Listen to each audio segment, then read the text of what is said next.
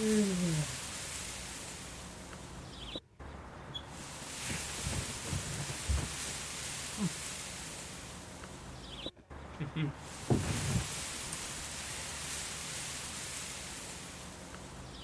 what's my review this week?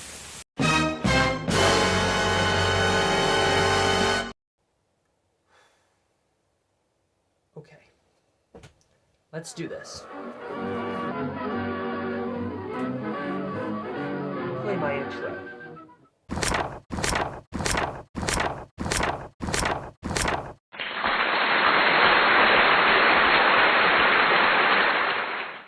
Greetings, geeks and girls. I'm the Joyful Jester, and welcome back to my Nerd Cave for another comic book movie review. The Superman movies have had an interesting track record, haven't they? They've gone from being the biggest groundbreakers in the world to some of the weakest and worst superhero movies ever made. But what if I told you that in between Superman 3 and 4, they were actually trying to expand the Superman universe? You see, they wanted to give Superman a little more world building, so they decided to adapt a couple of his characters from his mythos, Supergirl and Steel. We'll be dealing with Supergirl now, and Steel a little later down the road. First, a little background. Created in Action Comics number 252, Supergirl is actually the biological cousin of Superman, and was sent to Earth around the same time that he was, and once she found out that her cousin was a superhero, she decided to follow suit, and the two became quite close. Not that close.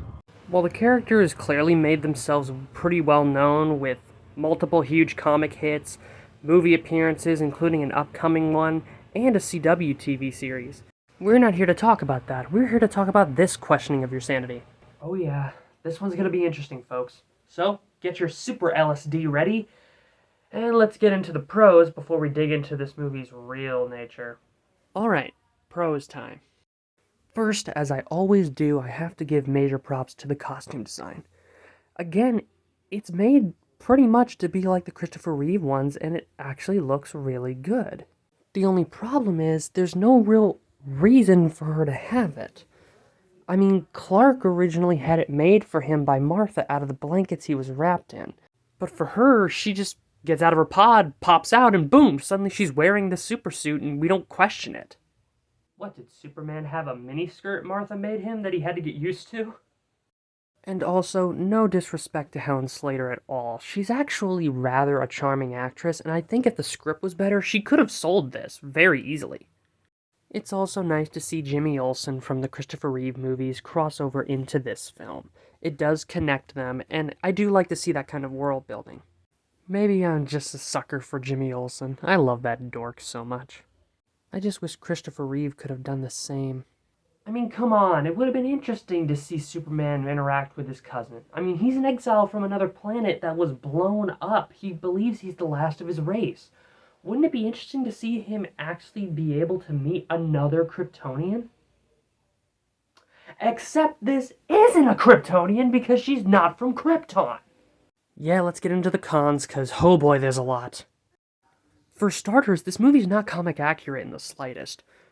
I think she's from a different world, but it doesn't look anything like Krypton from the original films, and it just looks like this weird IKEA beehive that she's living in, surrounded by a bunch of hippies. In fact, at the end of the film, it's almost hinted that she's on Earth and that they were underwater this whole time, so that's not close at all.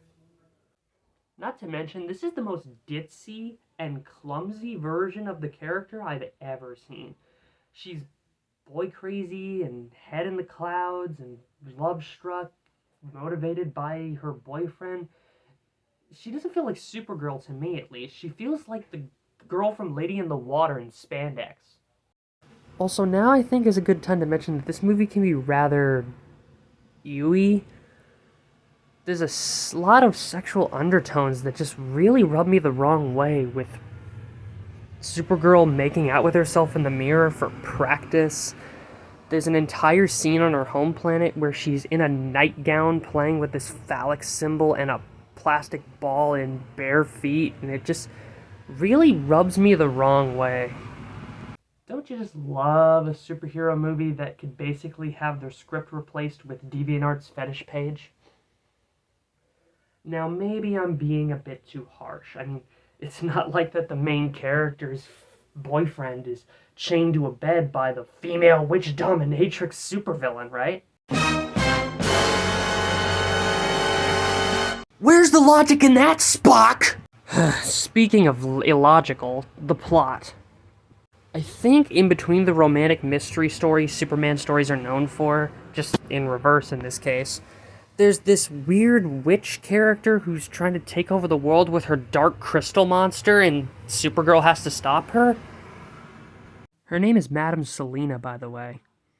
Not to mention this witch has all this weird technology and powers that she uses that I can't make a lick of sense on how it works. I mean, how is she able to do half of this stuff, like spinning people upside down and turning herself into Manos? How is she doing this? Magic. I mean, this movie feels like an acid trip. Every 5 minutes I'm either laughing hysterically at the stupidity of what I'm looking at, or I just want to scream at the top of my lungs. What's happening? In fact, let me show you the exact clip that just made me completely question what the hell I was watching.